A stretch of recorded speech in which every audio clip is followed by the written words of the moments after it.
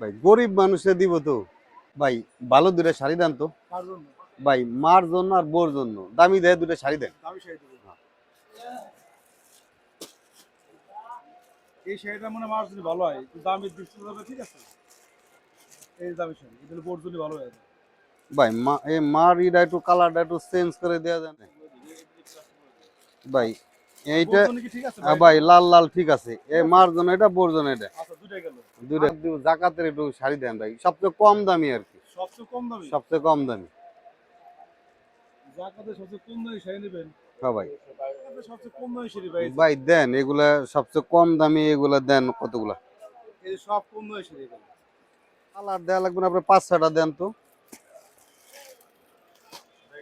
এটা ব্যাগে দেন। দেন। আর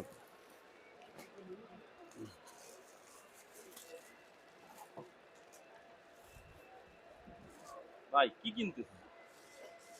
ভাই দুটা কাপড় কিনতেছিলাম। এই যে ভাই আপনার মার শাড়ি আর শেষ শাড়ি।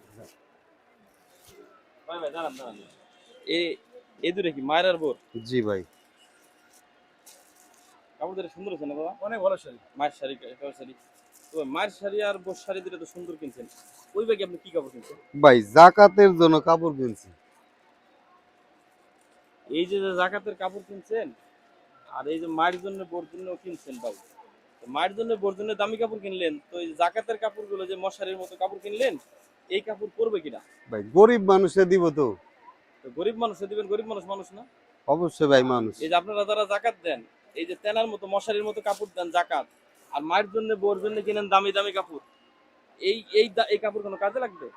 এই কাপড় দেওয়ার কারণে মানুষের যে দিতেছেন যে টাকা দেয়, এ কোনো কাজে আসবে না ভাই। এই টাকাগুলো অযথাই করতেছেন। আমরা 20টা কাপড় না কিনে 5টা কাপড় কিনতে পারি, তাহলে 5টা কাপড় যদি কিনি, তাহলে হয়তো মায়ের বা বউয়ের কাছাকাছি একজন মানুষের দিলে সে পড়তে পারবে, 1 বছর ছাড়া 2 বছর পড়তে পারবে।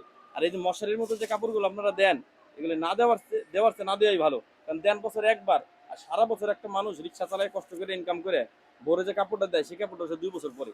এই নিঃস্বা কাপড় মানুষের জন্য কিনেন না, গরিব মানুষও মানুষ।